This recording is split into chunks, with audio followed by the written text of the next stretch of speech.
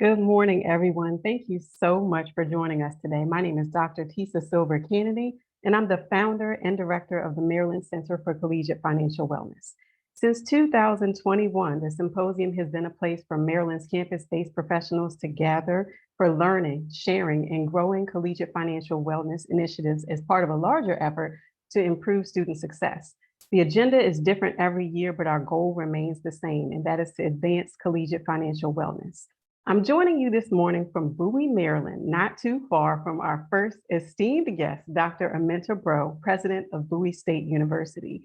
If you are ever in this area, I strongly encourage you to take a ride up Route 197 so that you can see firsthand the transformation that has taken place right here in Bowie, Maryland on account of her leadership.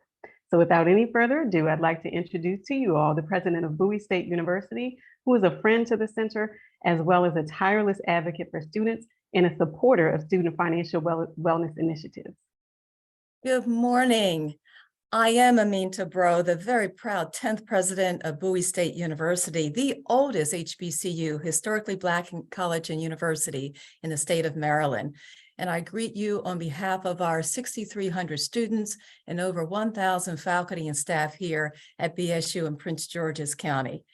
I'd like to begin by thanking Tisa Canady, founder and director of the Maryland Center for Collegiate Financial Wellness, for inviting me to participate in today's symposium and for the work, Tisa, that you are doing to ensure a pathway for our students to have success beyond completion of their degrees. I'd also like to acknowledge the Honorable David Trone and all elected officials for their support of higher education. Bowie State University is ranked among the top 20 HBCUs in the nation. And for over 150 years, we have provided excellence in our academic programs, research, teaching, and aligning our academic programs with the workforce needs. Our students and graduates are making their mark in many fields from STEM, nursing, fine and performing arts, criminal justice, and we're still providing an amazing experience in preparing teachers to go into the classrooms today, but with new culturally responsive models to meet the needs of learners in the classroom. On behalf of BSU, it is my pleasure to welcome you to advancing college financial wellness as an essential ingredient for student success, the third annual symposium of the Maryland Center for Collegiate Financial Wellness. Today's symposium comes at a time when we know that many are questioning the value of higher education. There are questions about how to make college affordable. Is college worthwhile? What value does a degree or credential bring to the student, their communities, and the nation as a whole? And I want to share with you that the research is very clear that our colleges and universities continue to demonstrate the way forward to upward social economic mobility for our graduates with lifetime earnings of bachelor's degrees, graduates surpassing those with associate degrees and those holding just a high school degree. So it is highly valued. It continues to be a value to go to college and to get higher education and to get that degree. In 2020, the Brookings Institution stated, in light of a report with the Hamilton Project, the earnings profile of bachelor's degree graduates is uniformly above that of associate's degree graduates, and the median earning of bachelor's degree graduates are higher than the median earnings of high school graduates for all 98 majors that they studied. So again, the answer to the value of higher education can also be found in the research and also in economic data. The University System of Maryland has an estimated annual economic impact on the state of Maryland at $10.4 billion. And a UNCF study estimates that Bowie State University alone provides an annual economic impact of $234 million to local and regional economies.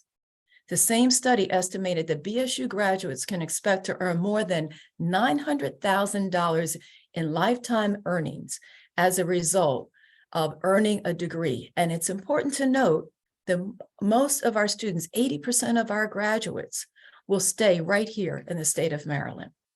So the economic benefits of higher education are very clear. And we want our students to maximize those benefits, beginning with their time in college. As such, BSU has taken numerous steps to integrate financial education and sound financial decision-making into the student experience. As a part of the University System of Maryland, we continue to do everything we can to keep the costs low, embracing our primary mission as a public university here for the public good, and to ensure access and affordability to a quality educational experience.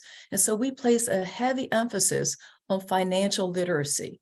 We also encourage our students to look beyond the basics of financial literacy to ensure students are also having a firm understanding of the means to create and grow their wealth.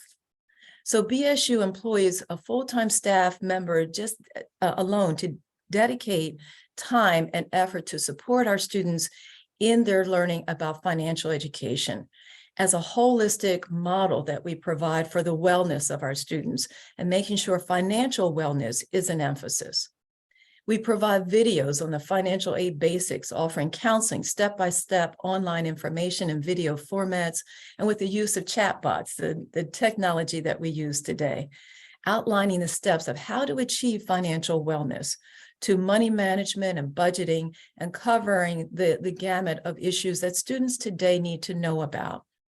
Additionally, programs are provided on building equity through home buying and making sure that students understand how to build equity in that respect. And we have a day of financial empowerment. The list goes on and on because this is a need for our students today, our employees today, to understand how to manage wealth, how to grow their wealth, and to continue for our students to have success beyond completion of their degrees. The net price calculator on our website helps students to look at the actual net price it costs to come to Bowie State University. And that begins the basics to help them understand how to manage and prepare themselves for success. We have innovative programs here. The Entrepreneurship Living Learning Community is a new building on our campus that bridges learning environments from the residential hall to an entrepreneurship center right here on the campus to help students understand the landscape of the workforce and the needs that are out here in our community. And more importantly, to help our students understand how to think more innovatively about the workforce today. We have community partnerships. Beyond current students, we recognize that many of our employees were and are students too.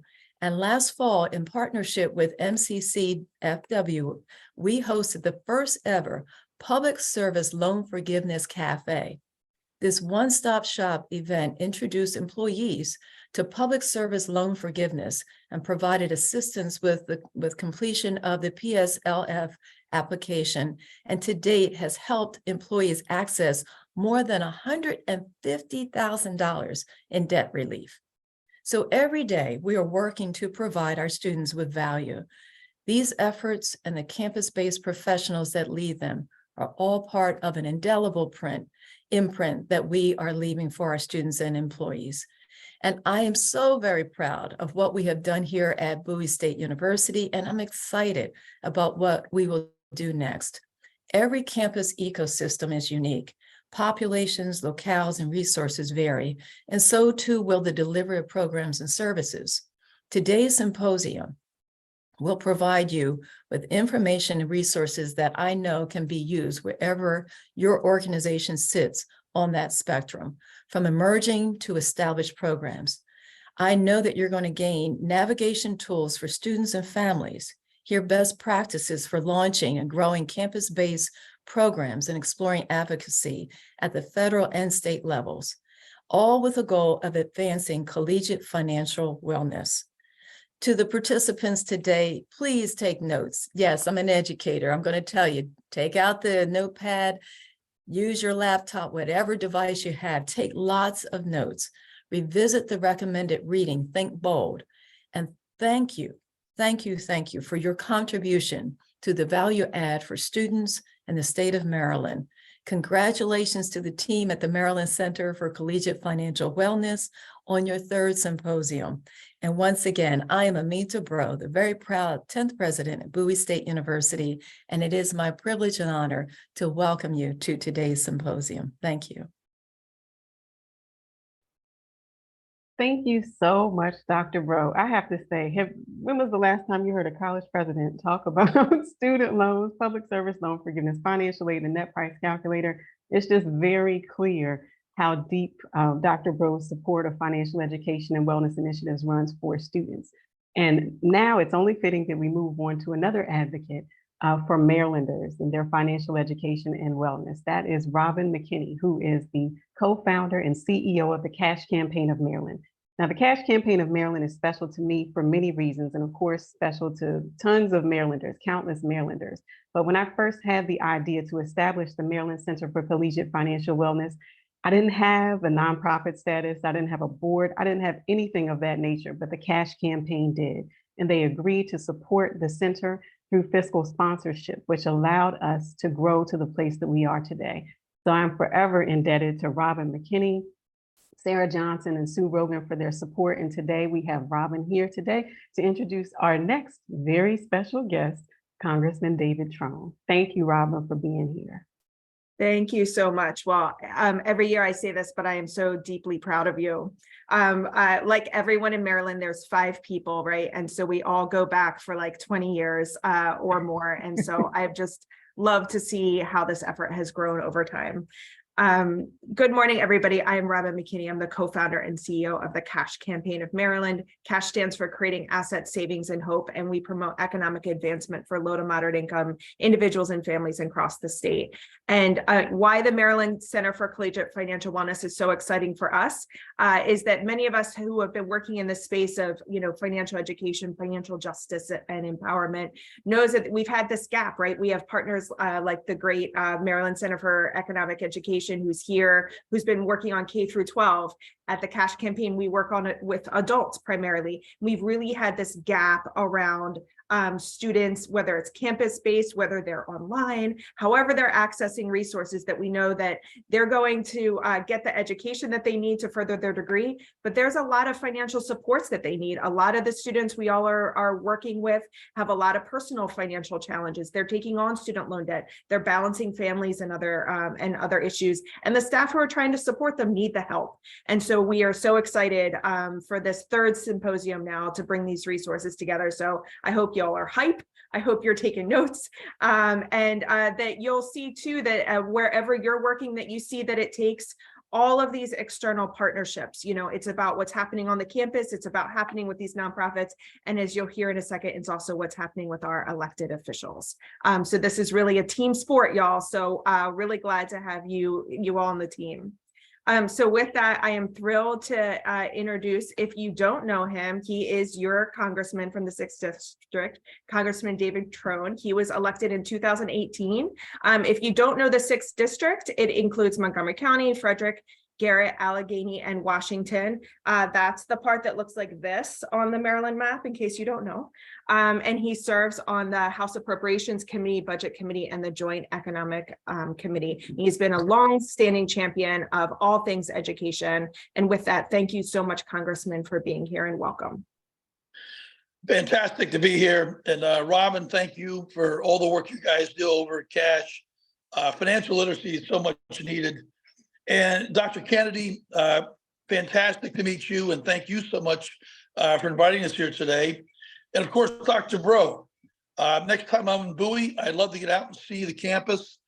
I've got about 7 or 8 colleges in my district, and each year I try and get out and teach a course, which I do in entrepreneurship, philanthropy, and public service, and how you can blend those issues together. And we invite all the students, and we have extremely good turnout. And I love doing that. I used to go back to the Wharton School before I ran for public office and teach a course in retail strategy. So my heart is really with colleges and schools. And I serve on 3 college boards, Furman University for over 15 years, American University, and also the Wharton School of Business. So as a congressman and throughout my career in business, I've had a real chance to work and speak with a lot of wonderful organizations. But what MCCFW is doing, is just such a much needed piece. I mean, that understanding of financial literacy and how you build wealth and the wealth gap we have in our country, and how folks learn about home equity and how a mortgage works, et cetera. I mean, that's so crucial. So thank you for that. It's important to the success of future generations. Frankly, we don't have near enough support for that type of financial education for our students everywhere. So like so many of you today, I wouldn't be here without my college education. I attended undergraduate at Furman University. Many of you may know that's in Greenville, South Carolina, very small liberal arts school. I absolutely loved it. How did I pay for my way through? The first 2 years, I paid it myself for money I had made in working for my dad on the farm at $1.80 an hour, punching a time clock. And he paid us, and then that money we saved. And his deal was, if you worked, you could pay the first 2 years. He would pay the second 2 years. So that was the deal we struck. But the beauty of it then was college cost $2,000, $2,000 to a good liberal arts school. So it's today's reality, as we all know, is so much more difficult for our kids to have to deal with. I then spent time on that farm until I was 28, and I thought I'd be a farmer. 55,000 chickens, 600 hogs, 200 acres. But unfortunately, we went bankrupt. My father drank too much. We lost our home. I lost my job, and our parents divorced. And at that time, the financial literacy piece, the importance of understanding business and how to support yourself, and resilience that I had learned through the struggles that we had. It didn't happen all overnight. It happened over a number of years, the failure. But I had to step up and support my mother and siblings at that time, and I had to find a job. So I decided two things. One, I needed more education. I felt to compete, I needed more education, and I needed a job. So I went to the Wharton School of Business on student loans. And back then, you get a student loan, and one day you'd pay it off. And I paid off my student loans, down the road. But thank goodness that ability was there to help support me. Otherwise, you could not have gotten through the Wharton School of Business. And while I was there, I brokered eggs. I was an egg broker.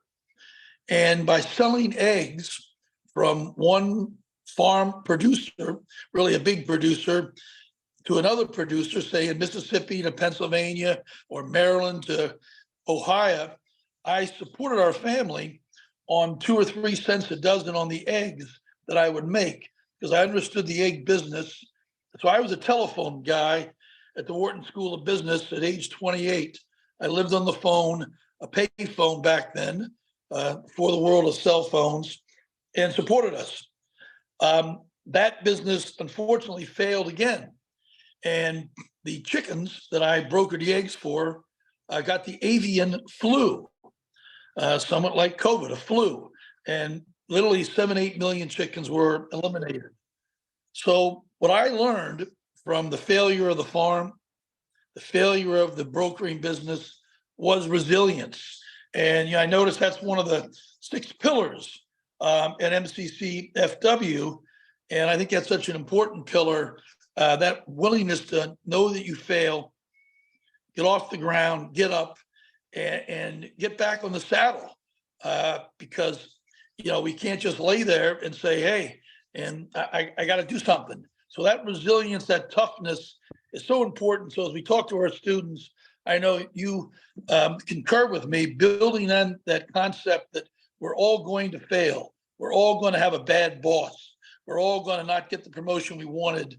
And those things are not fun and not pleasant, but they build who we are. They build our character, and they build our resilience. I then went on to start a small beer and soda store. I sold beer, I sold soda. I had no money, but I got credit for some reason from Coca-Cola and Pepsi-Cola. I used that credit to buy their product Coke and Pepsi, trailer loads of it, literally tens of thousands of cases, sell it for no margin, but sell it for cash. And when I got the cash, I used that to supply my ability to buy the beer, because beer was COD. So it's a credit. It's sort of like understanding how to work on the credit float. You know, in business, you would call that float, because you didn't pay for your soft drinks for 30 or 60 days later. So if you bought them on day one, but then pay them to day 60, pay for them, you had a 60 days of float. So I used that float to finance my small little store, which was very small, very dirty, low rent, tough part of town. We built the check stands ourselves. I built the beer cooler myself. We started, you know, at ground zero, but because of that education, because I could get those loans and I could help support myself then, I was able to build a business. My company is now, it's called Total Wine and More. And Total Wine and More, I operate in 28 states. I'm the largest retailer of wine, the largest retailer of spirits in the United States. We have over 12,000 employees now, with 250 stores, 2 in Maryland, but 250 plus across the country. And my company does $6 billion in sales each year in revenue. But that college education, that was the investment. That was the investment in my future. And, you know, I'm so fortunate that paid off and had that stepping stone there to move forward from some of the struggles, you know, we had as a kid and we grew up.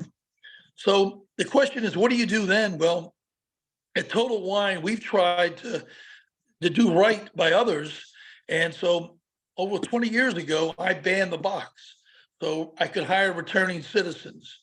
That's really important. Folks that have been incarcerated need a second chance. I'm a big believer in second chances.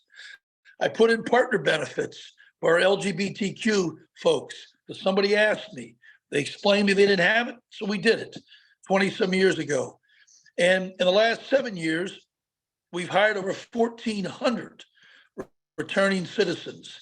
It's over 200 every year, giving folks a second chance. We have free tuition for our employees to have helped them invest in their future. So we try and do it the right way. We also like to have 75 to 80% of my employees full-time.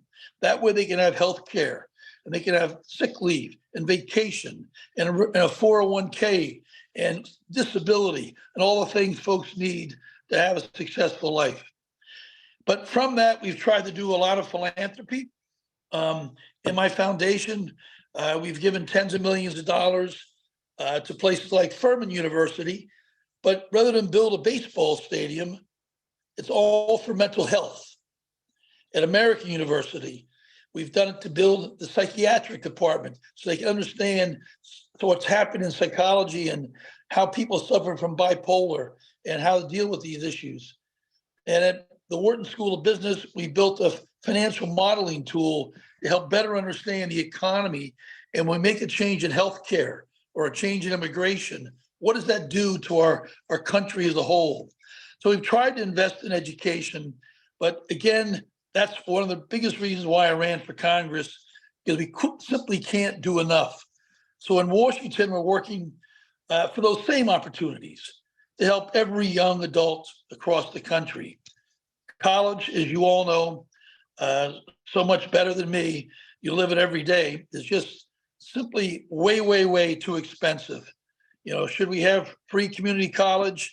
Absolutely. Do we need to model the change from K to 12 to probably 3 years old to 14 grades free? Absolutely.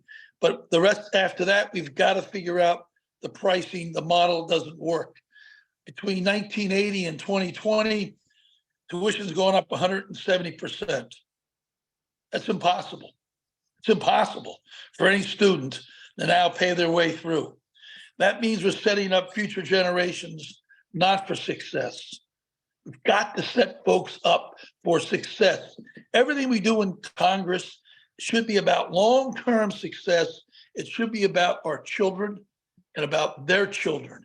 If we think about the next generation, we'll always make the right decision.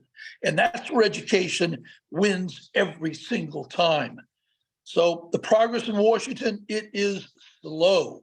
It is a slow, frustrating town. But some things have got done.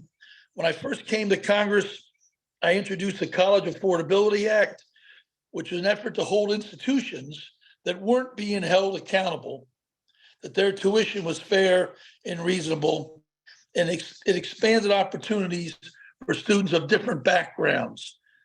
We also were really fortunate to pass a bill I wrote to bring Pell Grants back to those that had been incarcerated, who had been taken away that ability, so they can better themselves when they return from serving their time in prison.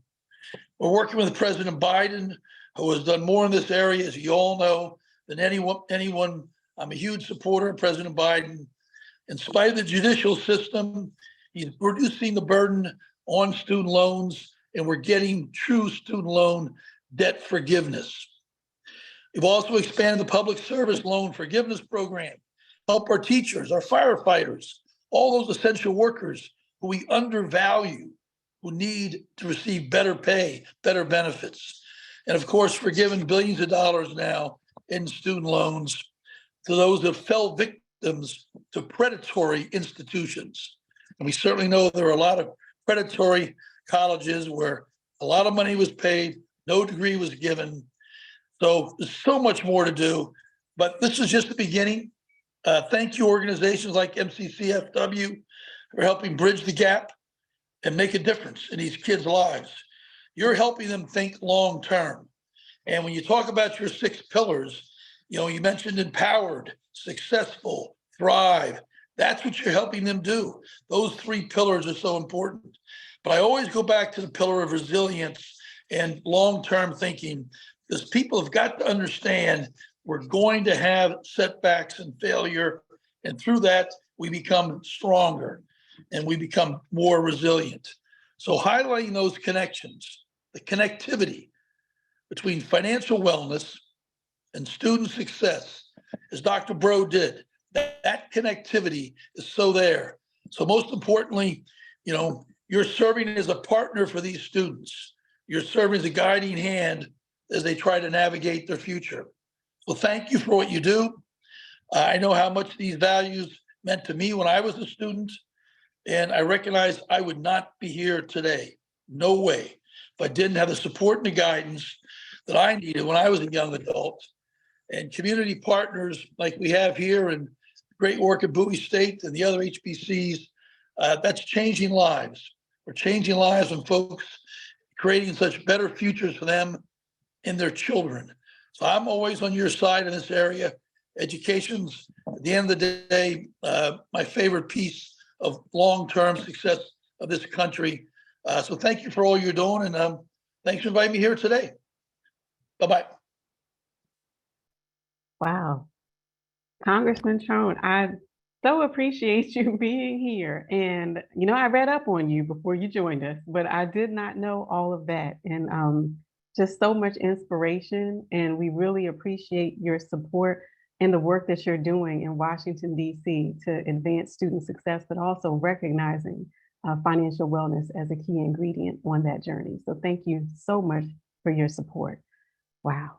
Right. At this time, we're going to shift into our first general session, which is the Route 50 Roundup. So I have a stellar panel joining me today, from practitioners to policy experts, and we're going to talk about the many things that have been happening at the federal level and the state level, because those policies make their way down to the campus and affect our students' lives every day. So I want to introduce our panelists. We have Andrew Harvey, who is the Director of Financial Aid at Garrett College. We have Amy Zulata, who is the Outreach and Advocacy Manager at the Student Borrower Protection Center.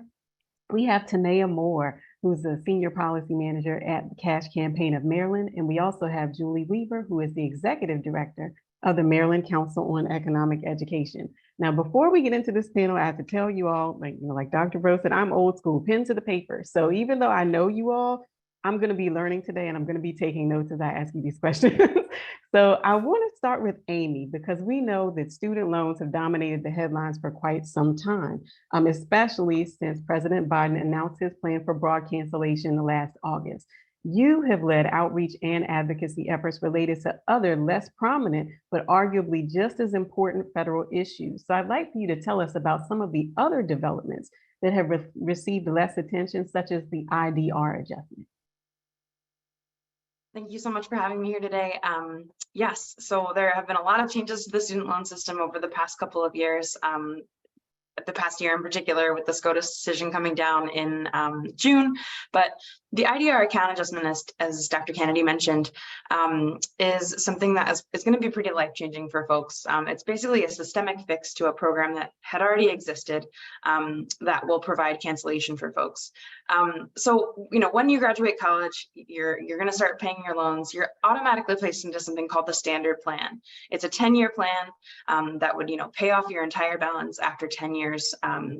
Of paying your loans. There are these other plans called income-driven repayment plans, or IDR plans. And they're often more affordable for folks because they're pegged to your income and not necessarily to the whole balance of your loan. And so folks are able to make smaller payments each month, but they're still in repayment status.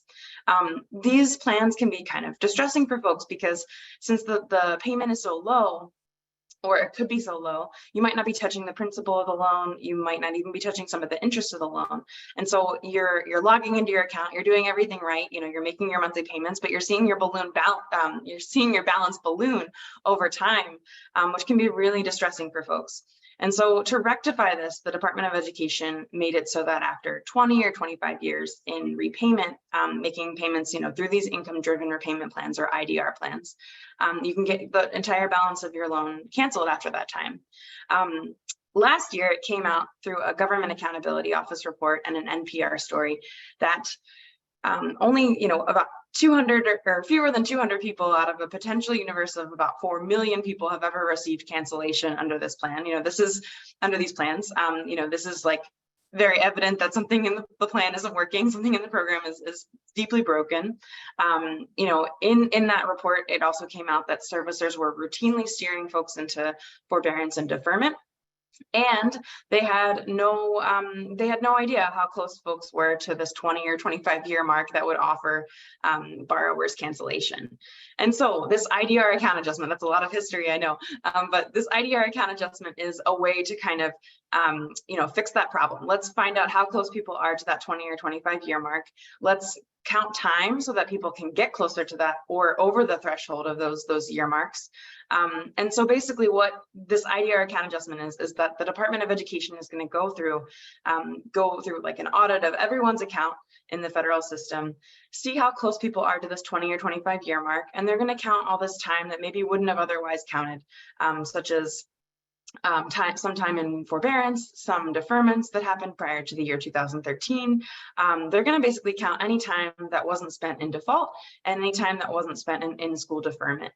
And so we can see this already being really life-changing for folks. I think just a few weeks ago, President Biden, or maybe it was last week, I can't remember, time is strange these days, but President Biden announced that they were going to cancel $39 billion for 104,000 borrowers across the United States. So this is how we see that first round of the IDR account adjustment playing out. And for other folks, so they're kind of auditing the accounts of those that have been in repayment the longest, that reach that threshold of 20 or 25 years. But for all other folks, they'll see their accounts adjusted in 2024. And so this is going to be really life-changing for folks, that people can get closer, can feel like, they're finally making a dent in their student loans, or that they're making progress towards cancellation or paying it off.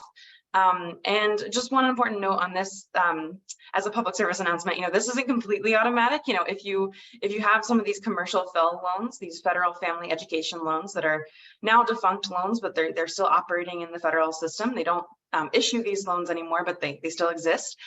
If you have some of these commercial FFEL loans that are owned or serviced by private lenders, you'll need to consolidate in order to take part in this. For most folks, it'll be automatic, but for these folks in particular, the ones with commercial FFEL loans, they'll need to consolidate in order to access this program.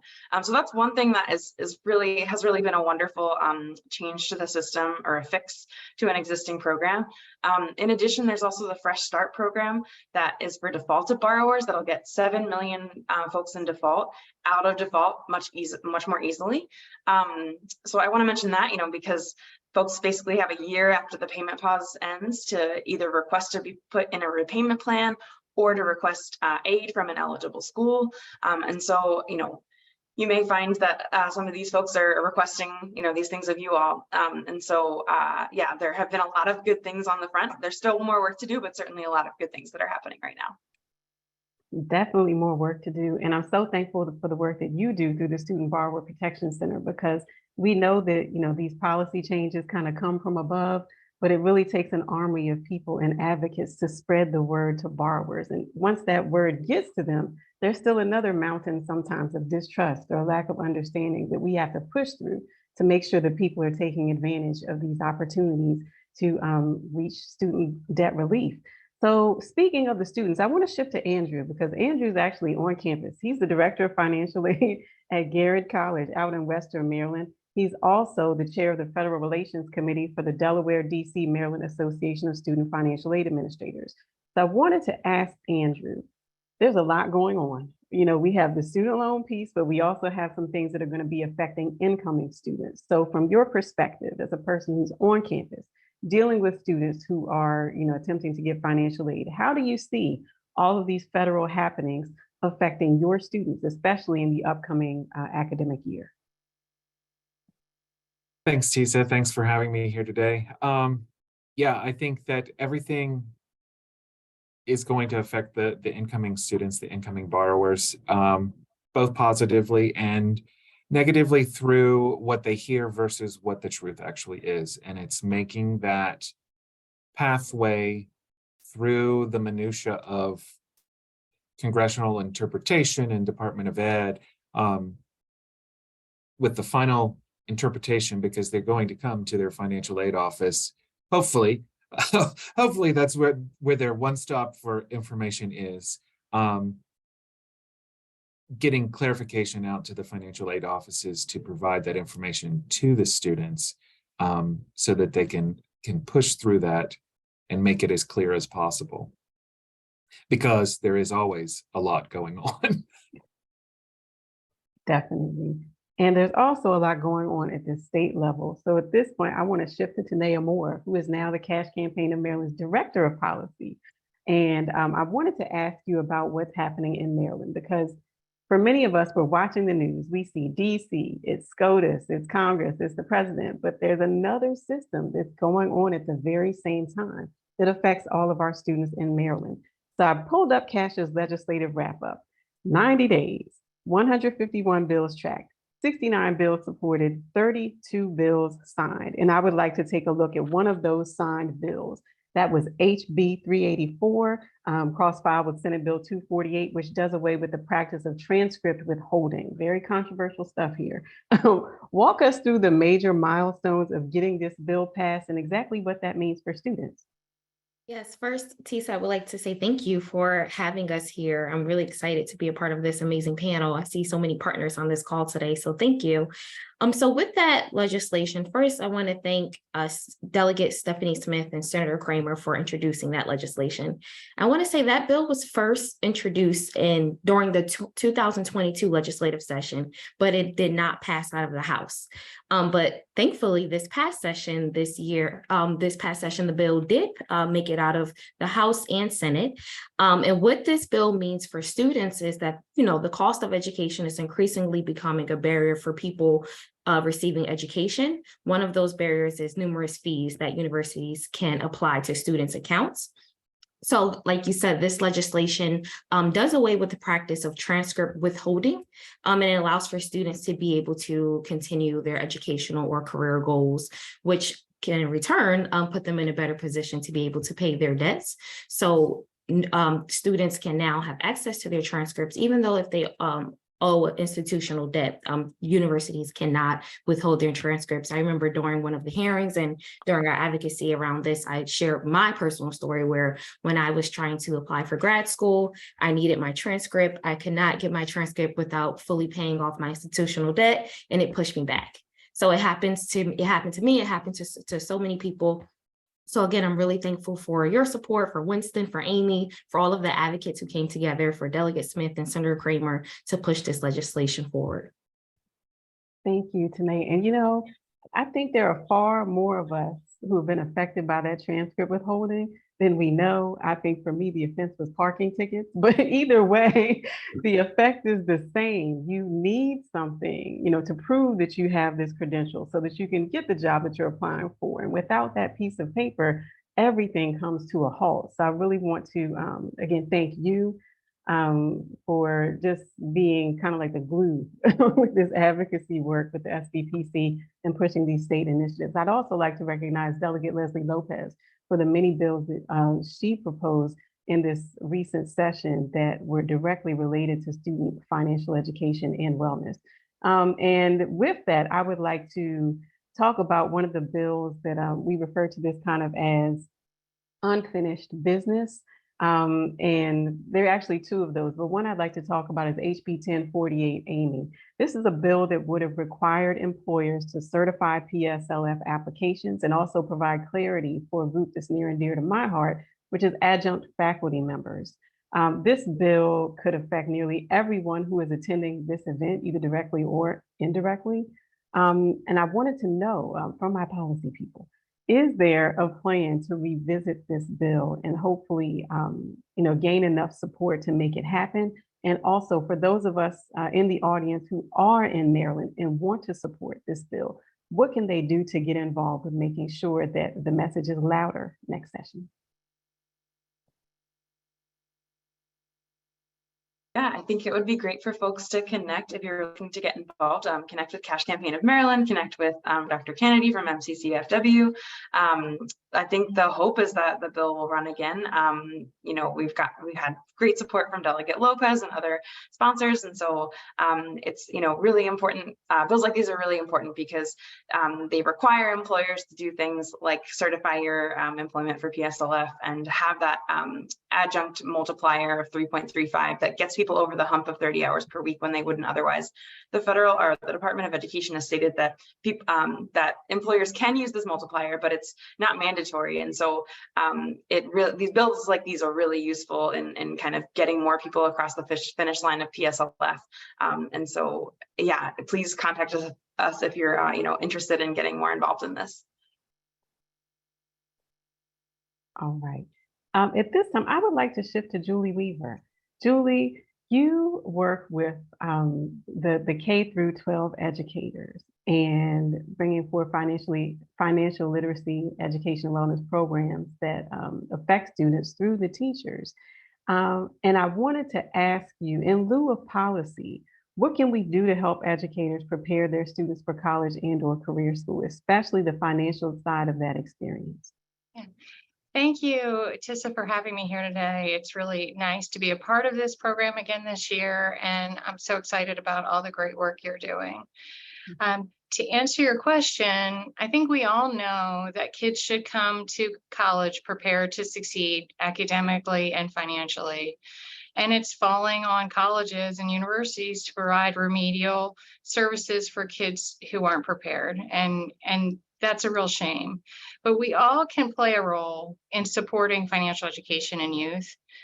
I think a big part of it is that we need to talk more about financial preparedness with high school families. Almost every campus has some sort of outreach into the high school community, whether it be through recruiting, through financial aid nights, or some of you got to talk about FAFSAs and things like that.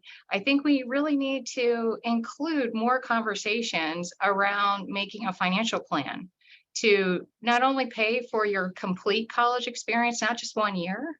I think we focus a lot on 1 year, and we really need to focus on 4 years, because we see kids really drop out, along the way because they forgot or they never knew that, costs go up 5 or 6% every year. Some scholarships are only 1 year. And you can count on that in your first year. So what looks affordable in your first year might not be affordable in your third year. So I think we really need to expand some of the conversations that we're having. We talk about cost of attendance, but really don't talk about what that means. So really thinking strategically about, okay, transportation, how am I going to get to class and back? Am I commuting? What does that look like? I need a car, I need insurance, I need a bus route, a bus pass, all of those things. I think we let kids down a little bit as a community by not really explaining, some of these resources that we have available on our websites. And so I think we really need to get kids focused on that. I know personally, as a college student, I was more focused on using my summer money to decorate my dorm room than I was really to think about how I was going to pay for college. And paying for college ended up being a real struggle. So I think, we just need to start more conversations. And the other thing that I think would be really helpful from the higher education community is to share more stories, because stories engage people, not only our own students on our campuses, but the younger students as well. In this lovely world of video and TikTok and engagement in those channels, we really need to utilize that to really have kids who are in college currently or recent grads share stories of their struggles and their successes and sort of what it took for them to graduate via video with the younger kids in high school and middle school, so that they can start those conversations with their families and start planning around how to be successful on the path that they're on. And then the other thing I would say is to really utilize all assets of your community on campus to reach out to students. You have talented faculty that may even have courses in financial education that could really reach out and share some of those resources in local high schools. So it goes beyond sort of financial aid, the bursar's office, the admissions office. Gather a group together on campus and think, what's our outreach plan? How can we impact students in our region? And how can we share resources, not only with schools, but community organizations like the Boys and Girls Clubs locally? That's really helpful in supporting educators in the K through 12 world and helping students succeed too. So the struggle, I hear this theme of struggle and resilience that's emerged so far, and sharing some of those stories. I probably have not shared with most of you that, I made a deal with my parents, like Congressman Trone. I made a deal with my parents was very early. If I get a full scholarship, will you buy me a car? And so they said yes. Made it my mission to get a full scholarship, got a car. And my first semester on campus, I had a 1.76 GPA. So of course, lost the scholarship, automobile privileges were taken away, had to tap into that resilience to earn that scholarship back. But the struggle without the scholarship dollars, that time between losing the scholarship and gaining it back, there was definitely a struggle there, which forced me to think about why I was really there and to also prioritize my education above other things. And I think that students definitely need to hear about that, because they might look at a panel like this and say, oh my goodness, we've got all of these people with all of these degrees and these titles and they're so established, how can I, get to that place? So they might think that it's not attainable, but those struggles makes it more realistic for them and lets them know that everybody has struggles sometimes and we do our best to overcome them. With that, I would like to shift back to Andrew, because we do have a diverse audience here today. We've got faculty members, we have some students, we have staff, we have financial aid administrators, but some of them, well, many of them don't have a lot of knowledge about financial aid, but financial aid is a common issue with students.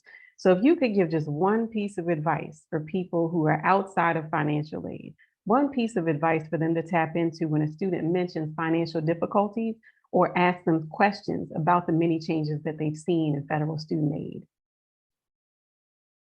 Again, we hope that students will all come to us, or people will direct them to us, because we are the ones that have the pulse, hopefully, on financial aid, the changes, because it changes more than anyone knows. I always like to tell people, I don't just have one boss. I don't just have my college president. I have 453 bosses all sitting in DC, plus the ones in Annapolis. So throw all of those together, and it's just this continual changing minutia of pieces that then get interpreted and rolled down to us. And we try to keep the pulse on everything that's out there. And if a student is coming to someone and expressing a financial hardship or a difficulty, definitely send them our way.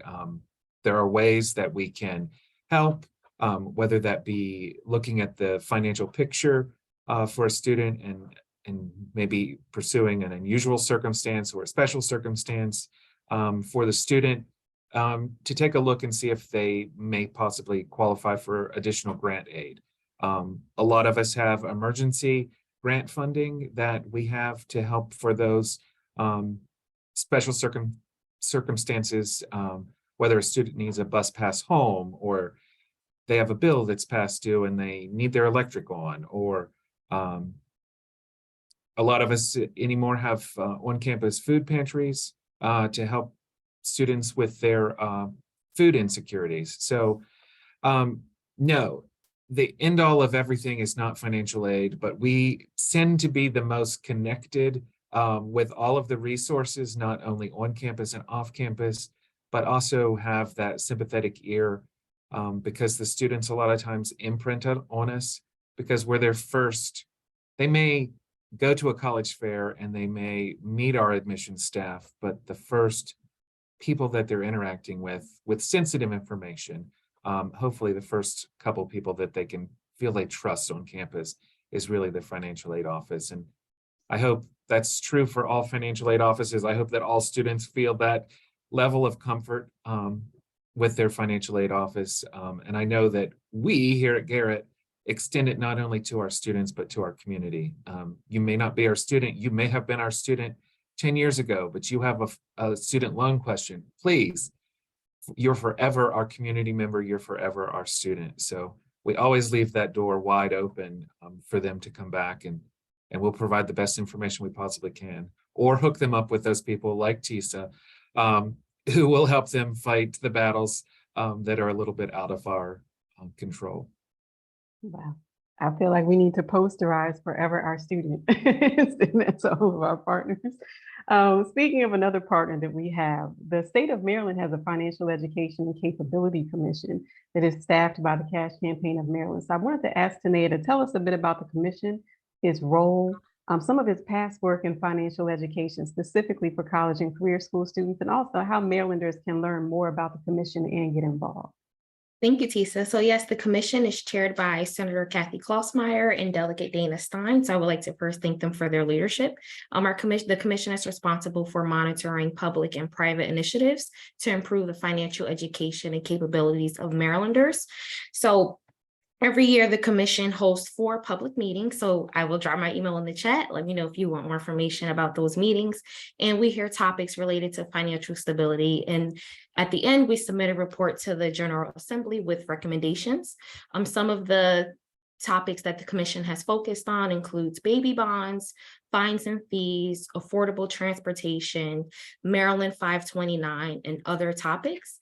In 2020, I believe, yeah, it was 2020, the commission officially endorsed the SPEN project, which stands for Survey of Post-Secondary Institutions, where this project seeks to create a comprehensive approach in providing financial education programs to post-secondary students. And every year we receive regular updates about the project and its initiatives. In addition, the commission has an active role in progressing SPEN's goals, which are focused on helping Maryland's secondary students achieve financial wellness through campus-based financial education programs. And to learn more about the commission, please visit our website, cashmd.org. And you can also sign up for our commission newsletter. And again, I'll drop my email and the link in the chat. Thank you so much, Tanea. And thank you for pressing rewind a bit and mentioning SPEN, because SPEN is the initial report that led to the creation of the Maryland Center for Collegiate Financial Wellness. And the endorsement of the state's Financial Education and Capability Commission is definitely some fuel in our tank, to begin doing this work.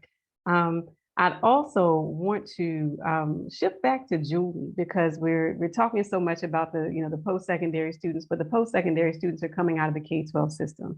So I wanted to ask you two things. One is, do you have any legislative news to share in the K through 12 space? But also, I just wanted to kind of give a shout out to the students who participated in Maryland's Personal Finance Challenge, and also recognize your involvement in this competition, because it falls outside of policy, but I think it's a beautiful illustration of how great it is when students from across the state can come together and promote personal financial education. Thanks, Tisa. So as far as news on the legislative front, on the national news, things are going well. There's a lot of momentum nationally around requiring students to complete a course in personal finance in high school. So we are now up to 22 states nationally that have that requirement. Maryland, unfortunately, has sort of a different take on things. Our state legislators really feel that the control of the requirements, it really belongs in each county and each system's sort of management. So we have 8 systems right now that require a course. Montgomery County is actually on the cusp. So we could see a required course in Montgomery County, which is our largest K through 12 population in the state, and also one that has a lot of underserved students in it. So that is something we are waiting on sort of week by week at each Board of Education meeting to see what's happening. And we are also seeing, just more broadly, good news that systems who don't have a requirement are really seeing the need to provide access to students to at least be able to choose a course for themselves. I mean, how can you learn something if it's not even available to you? So, and uneven access is something that we champion a lot in our advocacy work at MCE, is kids have to have equal access to information in order to be prepared to be successful in life. So there's definitely good things coming. The state is very focused on the blueprint, which is making kids more college and career ready, something that we all want to see. However, being financially ready is not a part of the blueprint. So I would urge you in your communications with legislators, and even as a private citizen, and some of you have been parents, to really talk about how that needs to be an aspect of being college and career prepared.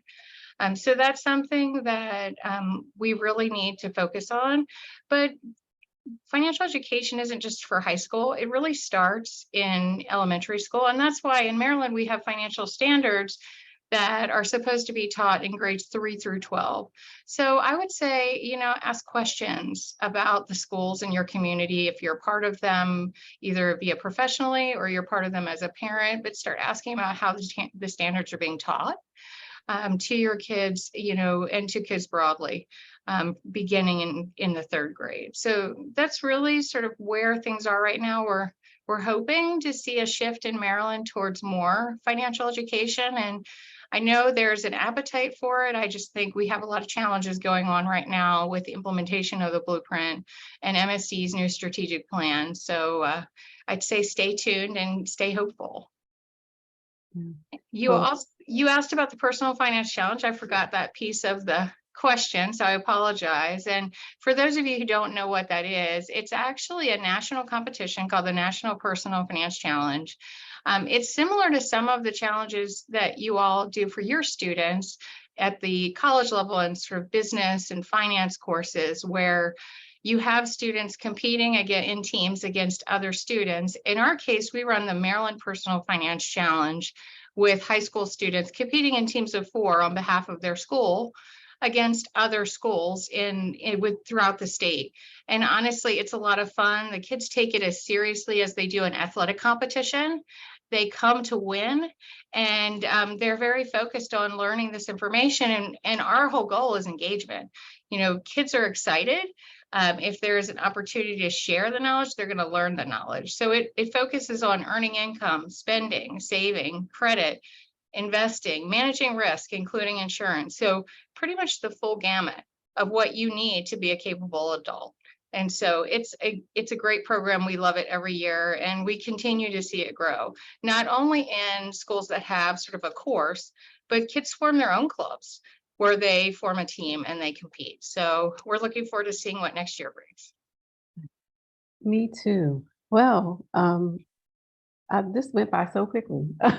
We're actually out of time. I was just jotting some notes down. Get connected, stay hopeful, forever our student. And I also wanted to recognize Professor Pamela Queen from Morgan State University, who has been a longtime supporter of student financial education efforts. And when I've gone to events on Morgan's campus where we have these events that are similar to the Personal Finance Challenge, you know, students giving their presentations from across the state, she's been there, and she's been there for years. So I want to thank her for her support. And I'd like to thank the members of our panel for joining us today. There's so much more work to be done. We could not possibly cover it in 30 to 45 minutes, but I hope that for our participants, what you've heard today has given you, you know, some insight into what's happening at the federal level, at the state level, and also some inspiration to get involved so that you can leave your imprint on future students. So thank you, Andrew, Amy, Tanea, and Julie. And at this time, we're going to take a quick break before we jump into our next session, which is Meeting the Moment. We're going to hear from some campus-based professionals who leapt into action upon hearing about the limited public service loan forgiveness waiver. And we're going to hear about how their action helped save their colleagues millions of dollars. So I'll see you back in a couple of minutes.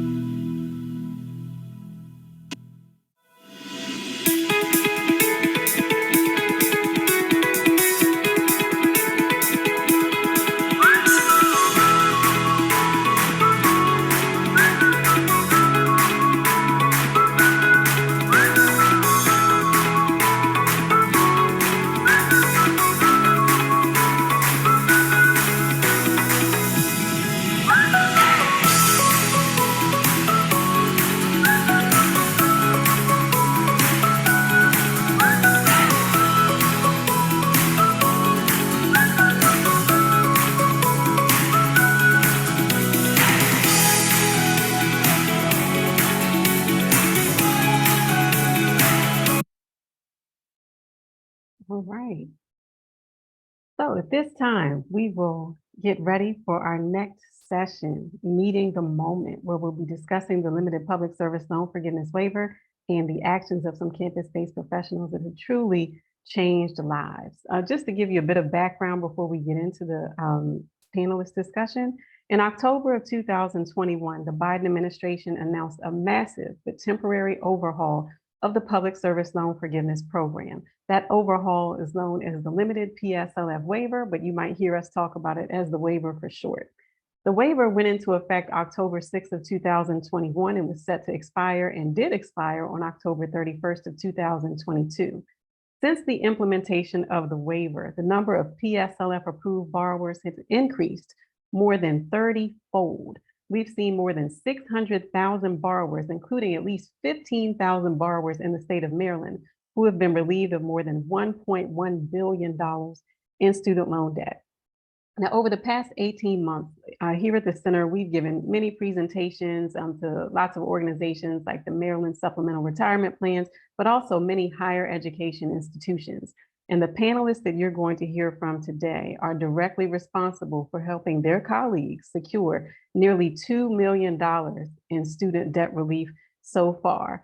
And they've brought many others either months or years closer to achieving that victory of a zero balance in exchange for their public service. I do want to say that I think that $2 million is a gross understatement because there's so many lives that these women have impacted. I don't think we'll ever know the exact dollar amount that they have helped people get rid of in terms of this debt. Maryland's home to more than 50 higher education institutions. Today, we're going to hear from campus-based professionals at 2 of those institutions. So first, joining us from Maryland Institute College of Art, also known as MICA, we have Ms. Ina Nalbani, Assistant Director of Financial Aid.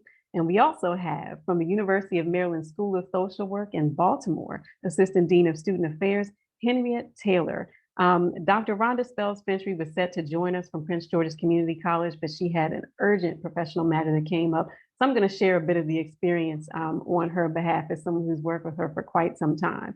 So I want to start with Ms. Nalbani because public service loan forgiveness is a program that's related to student loans. And whenever people hear student loans, they immediately think of financial aid. So as the loan financial aid administrator on this panel, I just wanted you to tell us about your experience with public service loan forgiveness prior to 2021. How often did you have students and employees reaching out to your office for information about public service loan forgiveness? Hi, Tisa, and thank you for having me today. It's an honor to be part of the panel.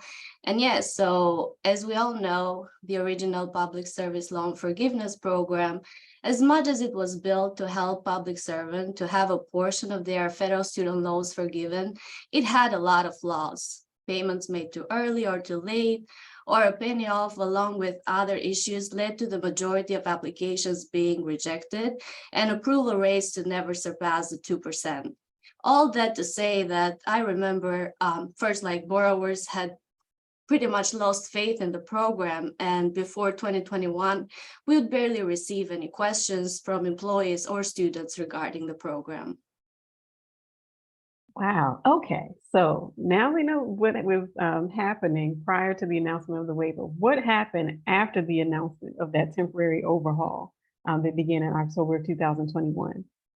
Yeah, so since the waiver was announced back in October 21, we saw a significant increase in inquiries, especially from our staff and faculty more than students. And this was actually something we expected due to having a traditional undergraduate student body, which makes the majority of students that attend MICA. There were inquiries that we were receiving for graduate students as well, but as I mentioned, the inquiries mainly were coming from employees, especially knowing that MICA was a qualifying employer, and that would check one of the boxes and increase their chances of having the application for the limited PSLF waiver approved. Wow. So, follow-up question to that. Financial aid serves students, but now you have an influx of staff, faculty, administrators coming for questions. How did you all handle all of that traffic? Yeah, thank you for the question. Well, as the number of requests were increasing and the deadline to submit the PSLF waiver was approaching, we knew that we had to take action. And we decided to hold an information session for our staff, faculty, and our graduate students. On our invite, we actually encouraged the participants to invite anyone who could benefit from the waiver. The main goal for us was to spread the word and reach out to as many people as we could. And coming from post-pandemic, we knew that the most efficient, convenient, and broader way to reach out to more people was by hosting a virtual information session. We also knew that it was critical to have an experienced and expert presenter in the topic. And the first person who crossed my mind was Dr. Tisa herself. And sure enough, she accepted the invite. And the session we held almost exactly a year ago now was a very successful event with many success stories. And actually a handful of them shared the experience with me, and seeing it firsthand how our help had significant impact in their life is a great reminder of why we do what we do. Wonderful. And I want to thank you for reaching out and including me. We hopped on a virtual meeting, and I remember after the presentation, the chat was just, there were so many questions. Yeah, initially it was supposed to be an hour presentation. I believe we went over another 30 or 40 minutes because we had a flux of questions, and surely enough, you were able to answer all of them. And you also followed up with a lot of students that, you know, needed a little more holding hands approach on that. So I thank you a lot. It was a great event. Oh, thank you so much. And, you know, I've had several people from MICA reach out and share those victories with me. And I always make sure, have you told Miss Ina? Please make sure that you let her know, because she and her team were the ones. They did. I received a Good. few emails. Yes, it was great. Wonderful. And several of the people that I worked with from MICA were adjunct faculty members. And I wanted to tell you that some of them actually joined us to provide their support in Annapolis for HB 1048. That's that bill that would have provided additional information for employers and made it very clear how those PSLF applications are supposed to be filled out for adjunct faculty members. So I'm hopeful that we will, you know, bring that bill back next year and make sure that the program is more accessible to all Marylanders, especially those adjunct faculty members. And if it had not been for your event, we wouldn't have made that connection with the faculty members to add their voices to this cause. I'd like to shift over to Dean Taylor at this point. Now, Dean Taylor has a bit of a different experience with public service loan forgiveness. She's not in financial aid, but she does amazing work to help students work through financial challenges and just really helping them bounce back and become empowered. So for Dean Taylor, I want to start off by asking you to think about, as a student loan borrower yourself, think about the first time that you learned about public service loan forgiveness, and what was your personal experience with the program? So first of all, thank you so much for inviting me here and letting me share a little bit of my story. I want to just reiterate to everybody in this space, I know I am not a financial expert in any way, shape, or form. I have amazing colleagues at the University of Maryland School of Social Work who can claim that. But what I want to do is kind of just share the really nitty-gritty, ugly, fabulous part of this journey in what I'm calling layman's terms. So when I hear things like financial aid, I got to be honest with you, while I'm excited as a professional, the little part of me on the inside goes, oh, my stars, right? I get a little nervous, just like everybody else, right? But to go back to the question, I really kind of learned about public service loan forgiveness back when I was deciding, so back eons and eons ago, I need y'all to think when people brought typewriters to college. Yes, I went to school with the typewriter. I was really interested in macro social work. And so for those of you, we have some interesting types of social work, but macro social work really focuses on community social work. And the big myth, and I am saying that that's a myth, is that, you know, social workers don't get paid for what they do. But one of the pitches that was given to me is that, hey, there's this thing called public service loan forgiveness that we're kind of talking about. And after 10 years of you making payments on time, they were really simple about it, you can get the rest of your loans forgiveness. So for me going to law school and for me getting my grad school degree, you know, my social work master's, that was a really turning point. Like I could get these higher education degrees. And then after 10 years, because I did want to own some responsibility of that, I could get that forgiven. So that was back in about 2005, 2007. My superpower is that I keep all of my notes. And that's kind of, you know, I had put it in the back of my mind. I had finished school about 2005, 2006. So, you know, the first couple of years, I really wasn't paying attention, except for I was making payments without fail, right? I mean, it was sometimes beans and rice, folks, or that payment, but it was going to be that payment because I knew in 10 years, the rest would be forgiven. So I don't know, Tisa, if it would help if I kind of fast forward it into the next phase of public service loan forgiveness. Absolutely. So the limited waiver, October 2021. Yes. What happened after the waiver for you? So, and also let me just share with those who aren't financial experts. The numbers that we're given when we are in the financial aid office, while they help us make those really important decisions, I had no outside help when I went to school. So it was all my little 17-year-old self.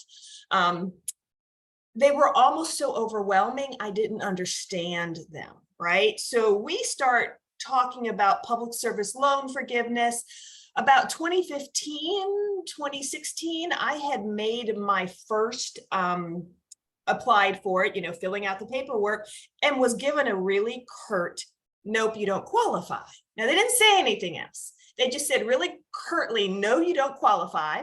And in a bit, I'm going to actually show you some of the paperwork. And we'll talk a little bit before I show you some of that paperwork. And I was disheartened to the place where it was almost like an albatross on my neck.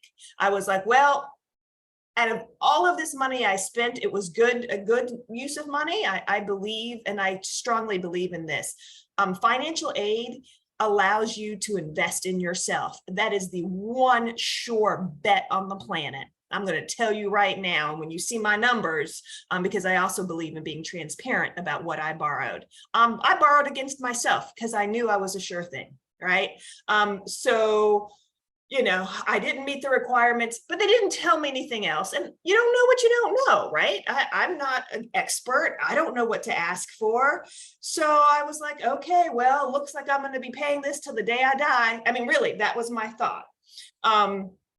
I started working on another project, and let me pause here. I am so lucky to work in a space at the University of Maryland School of Social Work where I have a supervisor who actually believes in me.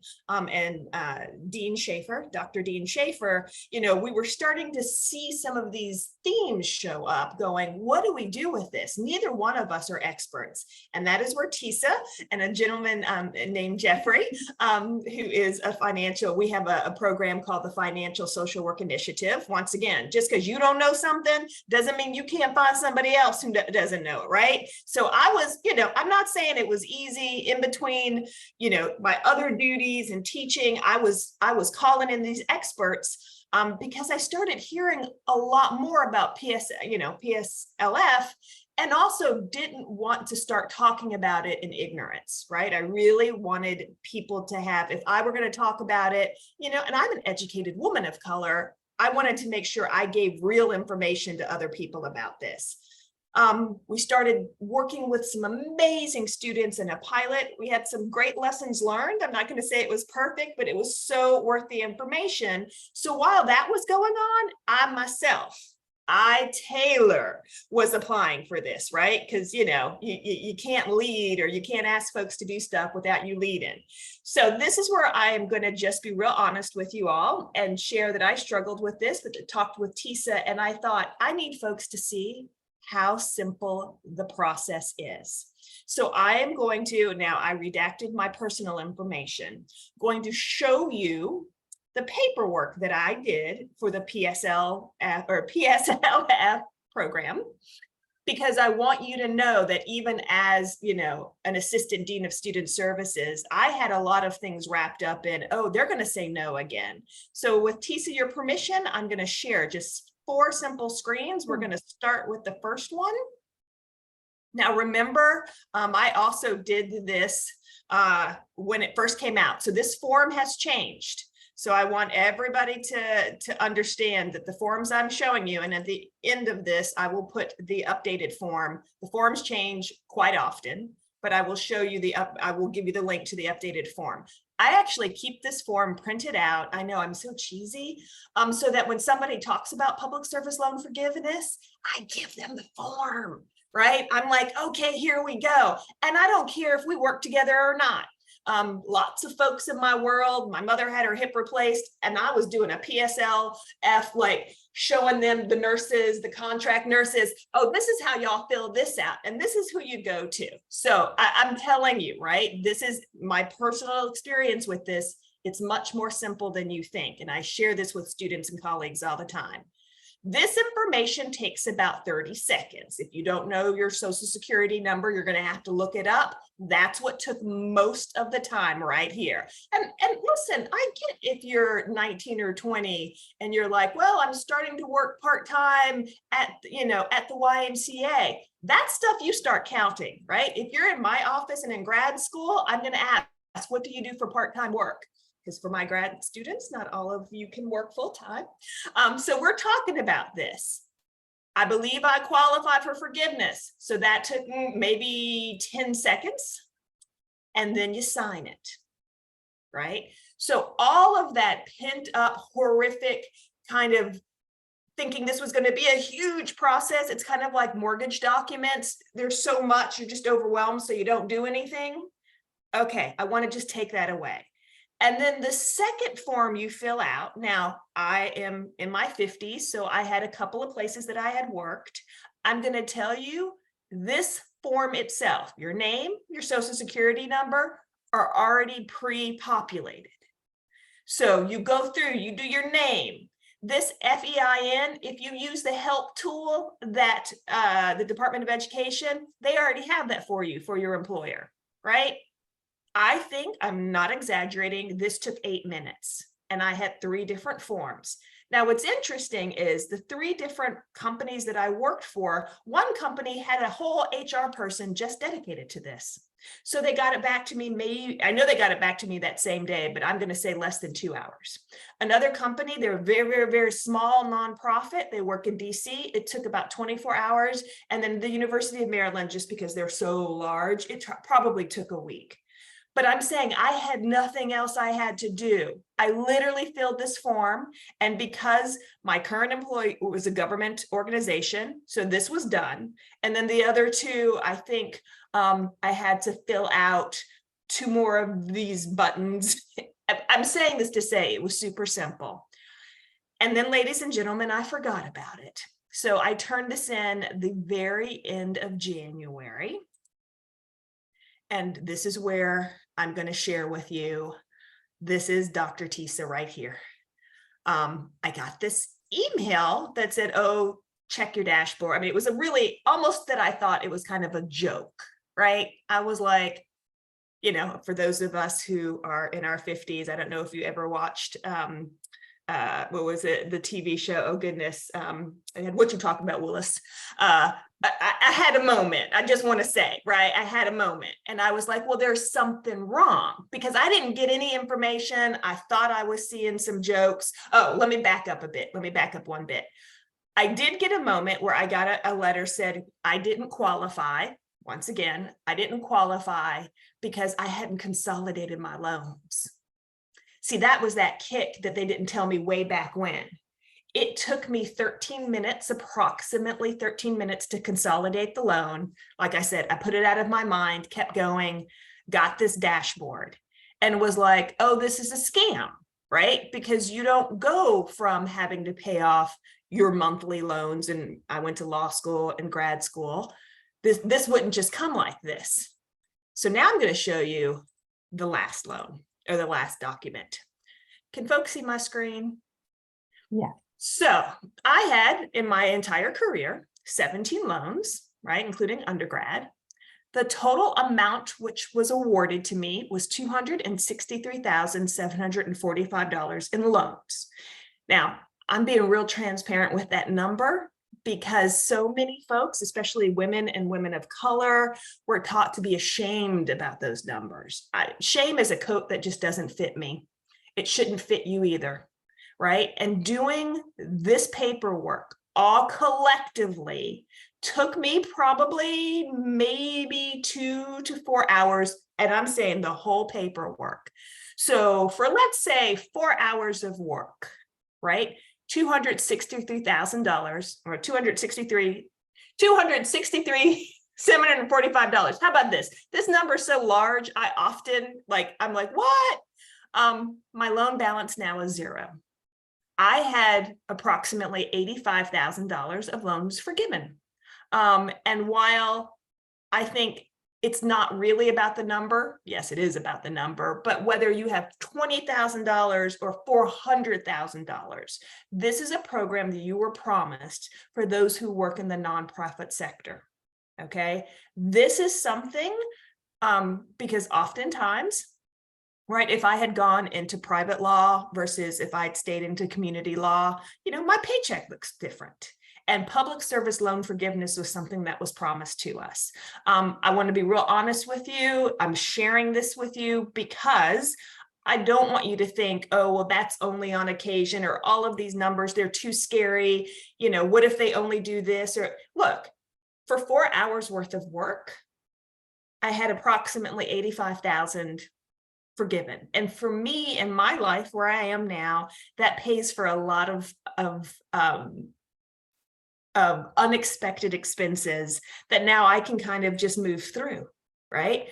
The reason I wanted to share this with you, and I'm going to stop sharing my screen, is because it doesn't take a financial guru, right? I was really frightened about even beginning because there's a lot of emotional things going on when you apply for this. And one of the things that Tisa and I talked about, I think this is a challenging conversation to talk about with folks, financial aid. One is because finances are still a really taboo topic in so many communities. And I can only speak to the community of women that, I grew up in. We were told, well, you're going to get married, honey. You're not going to have to worry about your finances, right? I literally was told by my high school graduate counselor to get an MRS and I would be fine. And I'm not going to lie, I spent months trying to figure out what an MRS was. I was like, okay, no, there's a PhD. I know there's, so I'm laughing when I say that, but that was real, right? We also have an incredible amount of shame tied to debt. Shame's a coat that doesn't fit anybody, right? When we're quiet about things and we're not transparent with things, it allows ignorance to win.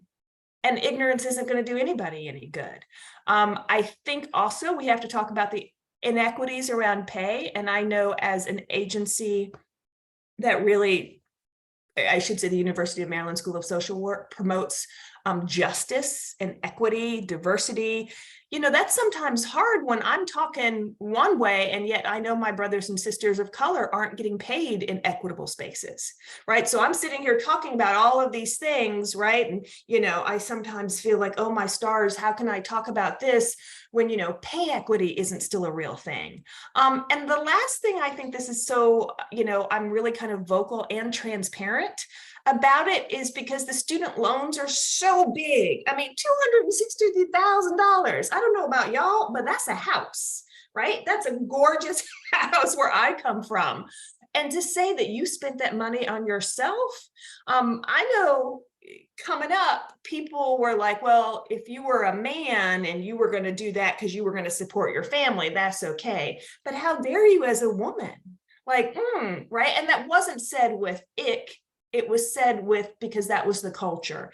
And I'm going to name this right now. That's something that I don't want anybody. I don't want that to be an inheritance for anybody. You are the most wonderful thing to bet on in your life. Before a car, before you buy that, I like a good shoe or a good bag, right? You are the sure thing. And I'm not saying this is easy, okay?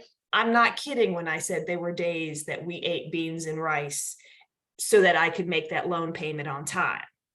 But here I go, I'm able now to have my own house. I'm able to now send my daughter to school with the knowledge that I have. And I'm going to end off on this. So, when you have kids in the background, they sometimes listen. And my daughter was listening in the background when she was in her senior year in high school, and, reading some things that mom had been laying around and sharing them with her friends. And I had a moment of, oh, we got to talk about this the way we talk about public health, when she was working a couple weeks ago and she's doing some volunteer work at an emergency room, and the head nurse was talking about public service loan forgiveness and having some questions about it. And the fact that my kid was like, oh, I know somebody I can give you to, right? Now she was nervous, I'm not going to say, but she was like, oh, Miss Tisa, that's how my daughter knows Dr. Tisa, can help you with those, and it's free. Now that, to me, there we go. Right? It's not just about keeping information and services in our educational community. When I talk with every student, I say, hey, I don't know, but maybe do you have family members that would be interested? One of our participants in the pilot we did, she shared this with her husband. So this isn't something that we're going to keep. We're going to talk about it. It's just like Nike, just do it. We're going to talk about it. We're going to make it such an everyday conversation that people are going to start feeling comfortable saying, okay, well, I did this, what's the next step? So that's a little bit, thank you for allowing me to share some, I think, personal numbers, but I hope that you see that you don't have to be a financial guru to get this, right? You don't have to have a background. If you do, that's fabulous. And I will always come to you and say, thank you for your wisdom. But I do want folks to know that even, yes, assistant deans get nervous about these things, but the one thing we have is tenacity. We are doing this for our, this is the legacy for folks coming up who work in that beautiful nonprofit area in that sector. So on that, I will stop talking. Wow. Thank you, Dean Taylor. I don't know that we've ever had anyone who has been so transparent about their personal experience with the program, but just as you said, these are the types of stories that we need to hear, because Andrew hit on this earlier. There are things that students hear, and then there's the truth. And what you just gave us was the truth. And we have to share that truth so that we can help others make the leap from hearing about this program that might be able to help them, to filling out the paper, to ultimately getting that cancellation. So I thank you so much. And also Ina too, thank you so much for the initiative that you showed. And just for all the employees whose lives have been changed because you all chose to take action and continue to take action to this day. I want to share a little bit about the experience of Dr. Rhonda Spells-Fentry, who is Vice President at Prince George's Community College. She and I have a personal relationship from Morgan State University. She was my internship supervisor when I was pursuing my doctorate in higher education administration, concentrating on community college leadership, which made her the perfect internship supervisor. And I mentioned to her, this public service loan forgiveness program years ago, and she told me, I already applied for that. I got rejected. And I said, okay, well, you might want to think about consolidating and, getting on track. But at the time that I told her about the program, if a person consolidated, their history was wiped out. They would start fresh from payment number one. They'd have to make payments for another 120 months to even have a shot at getting approved. So she said, well, I don't know, we'll see. But once the waiver was announced, I went through my inbox and I just started, sending messages to everyone that I had talked about this stuff, like, hey, if you didn't do what I told you to do before and consolidate your loan, you might want to seriously do that like right now and do it before October 31st of 2022. So I reached out to her, and around the same time, the center began hosting office hours. Office hours is our free semi-monthly virtual student debt clinic, where I hop on and answer all of the questions that have been submitted to us through our contact form and by way of social media. So the second episode of Office Hours, I had one person in the audience, and that person was Dr. Rhonda Spells-Fentry. And after she, heard my spiel about the waiver. She's like, okay, I think I might do this. Can you walk me through this? So we consolidated all of her loans back in December of 2021, almost immediately after the broadcast, filed the application for public service loan forgiveness again, and just began to wait. Now, because she applied so early, we still had a transition. Fed Loan Servicing was responsible for, public service loan forgiveness. They exited the business. That responsibility shifted over to Mohila. So some of her, paperwork got delayed in the transition, we'll say. And we were just waiting and waiting. But during that time, while she was waiting, she said, you know what? I need to tell people at my job about this. I'm going to go to human resources and see if we can host an event, get you on campus. So she connected me with Dr. Audrey Davis, who set up 2 in-person events, 2 webinars. I don't know if we reached maybe 200 or so employees with the original events, but I also offered follow-up one-on-one advising sessions. Involved a lot of consolidation applications, first-time PSLF applications. And as of right now, we've got about $1.2 million worth of cancellation that has come through for employees of Prince George's Community College. And for me, that is, I'm extremely proud of that, not just because Dr. Spells-Fentry is my friend, but because Prince George's County is where I'm from.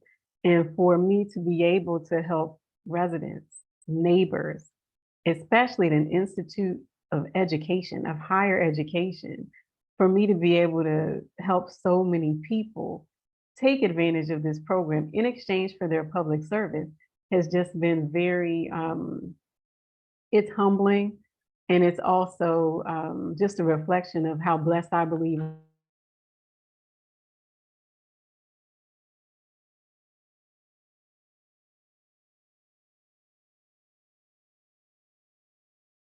At least she froze in a pretty a pretty stance. You mute so that we don't have any interference with the audio. So, I might have just froze. Can you all see me now? Now we can. Am I back? Yes. I hope you all didn't catch me with one of those weird frozen poses, but anyway, I'm back. Okay. Dean Schaefer had your back. Dean Schaefer had you. Thank you. Okay, so we have this message that came in that says, this is from a person who filled out the contact form on our website. It says, since my inquiry, I found out that the Biden one-time recount has resulted in my having 109 qualifying payments in my PSLF journey and 12 eligible payments that have to be certified. I've already submitted the employment certification form to Mohila, so I'm just waiting and praying for final determination of my completion of 120 payments and forgiving the balance of my student loan originally taken for my daughter's college education. Thank you and Dr. Canady McPhew for all the great information on the videos. I don't think I missed a single episode of Office Hours. Just to summarize how significant Office Hours has been in my situation, I had a Parent Plus loan for $215,000 and was not originally in the Public Service Loan Forgiveness Program, but based on your information, I consolidated these loans back in October of 2022, and now I'm on the verge of discharge of the balance of my loan. I thought I would go to my grave paying on the Parent Plus loan. So thank you, thank you, thank you. And this is just one of many of these messages that we have received. And there's a common theme in these messages. The theme is death, which is so just heartbreaking to me that people are walking around feeling like they are bound to debt until death. And Dr. Spells-Fentry doesn't know this, but one of the faculty members from Prince George's Community College reached out to me privately and asked me if I would speak to a group of individuals that she was friends with, high school friends, college friends, professional friends, all of that. And I met with them. There were about 15 to 20 of us on the webinar. And the first thing after I finished my slides that one of the people said was, we had resigned to paying this until we die.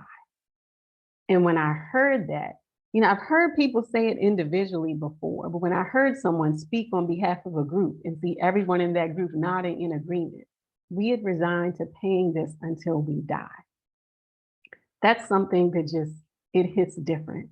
And so to Ina, Dean Taylor, And Dr. Sells-Fentry, I just want to give you all your flowers because it's, during this pause, the people that are experiencing this cancellation, for some of them, it doesn't feel real yet because they hadn't been making payments for the past 3 years. And so they haven't felt it yet.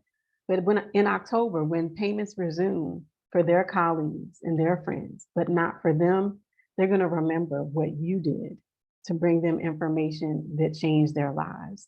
So thank you all for taking the initiative to take this information, take it to your campus community, share it generously. And now we really just get to sit back and watch the fruits of your labor.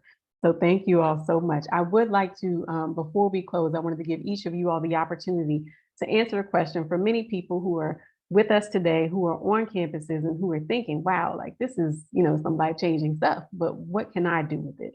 So if you could share just one tip for them. They're thinking about sharing the information, wondering what to do, but not sure quite where to get started. Please give them a piece of expertise out of your toolkit. I'll start with Ina. Thank you, Tisa.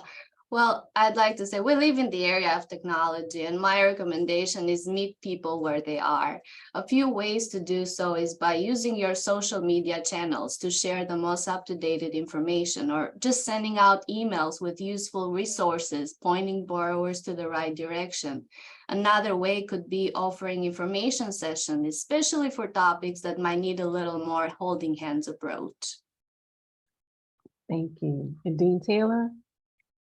So I always, just as a social worker, I think of this as a really critical issue about financial wellness, about a person's life, right? If this is, when you say you gave the antidote of, we thought we were going to have to pay this. Debt until death is not acceptable. And I'm quoting a controversial figure, but power is taken, power is not given. And I am, like I said, the big gigantic nerd. I still keep a notebook. I carry the form with me. I talk about this in spaces like I would talk about public health. Right, in spaces that I would talk about, I bookmark the link. I have it everywhere. I talk about this with 17-year-olds and I talk about this with 85-year-olds. If they are asking for help, sometimes it may take a cup of coffee. We'll pour a cup of coffee and we'll do it in the moment. Because here's the truth. If you have 15 minutes to share with somebody, you've just changed their world for 15 minutes. I'm not always saying it's easy, and I'm not always saying I can do it. Sometimes I've got other obligations that are going on. But then I say is, if you get stuck, I know a really great website, and I send them to your point, to the website, or I say, or let's schedule just 5 or 10 minutes to talk. And that's, I think, and I hope, my legacy about public service loan forgiveness. It isn't just for me, it's for everybody. And I think we just have to be real blunt, real transparent. We got to talk about the uncomfortable sometimes, right?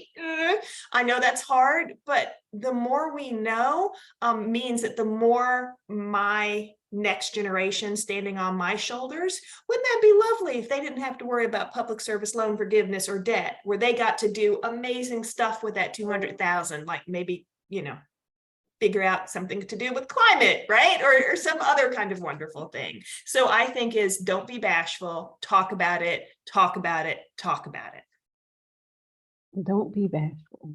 Wow. All right. Well, thank you all so much. I also want to just remind everyone that the limited PSLF waiver did expire October 31st of 2022. However, if you missed that deadline, there is still hope for you. Many of the provisions of the limited waiver will continue through the end of this year through the IDR adjustment, and IDR stands for income-driven repayment. So if you think that you missed the window to hold an event or to complete the application for yourself, you still have time to get the greatest benefit, though, for people who need to consolidate. You need to complete that consolidation application by December 31st of this year. So we'll be talking about PSLF and the IDR adjustment in future editions of Office Hours. Office Hours takes place twice per month on Wednesdays at 7 p.m. And we have one coming up tomorrow, actually. So like I said, you haven't missed the boat yet. Submit that paperwork, get it done, and reap the reward. I would like to thank Ms. Ina from MICA and Dean Taylor from the University of Maryland School of Social Work. I truly appreciate you taking the time to share your perspectives. It has just been eye-opening and life-changing. And like I said, I'm giving you all the flowers. All right, at this point in time, we are going to prepare to head to our breakout sessions. We have some great speakers for you from Howard Community College. We have Tamika Bybee, who is the Acting Assistant VP of Enrollment Services. And we also have Carla Hercules, who is Financial Aid Information Analyst at Howard Community College. And both of them played a large part in launching HCC's financial education program, Financial Finesse, back in April. So they're going to tell you all the details about that launch. And then we also have one of my favorite people, Jen Bolverding, who has a long history of working in financial education and wellness initiatives within the University System of Maryland. She's now at UMBC as the Associate Director of Scholarships. So we're going to take a quick break, and then when we come back, everyone is going to be automatically assigned to those breakout rooms. Please do take notes, ask questions. But before we go, I just want to make sure that I recognize our sponsors for today's event, the T. Rowe Price Foundation, as well as CSX. Those of you who attended last year's symposium were able to hear from Dr. John Brothers, who is the president of the T. Rowe Price Foundation. I told John there, once you get with us, we're not going to let you go. And so he is stuck with us. And I just want to make sure that I let him and his team at the foundation know that we appreciate their continued support, not just financially, but also the invaluable learning opportunities that are provided through their capacity building program. We rely on sponsors and donations to make programs like this possible and to keep the symposium accessible and free to all attendees. So thank you again to CSX and the T. Rowe Price Foundation. This time we're going to take that quick break, and then we'll come back together and head to the breakout sessions.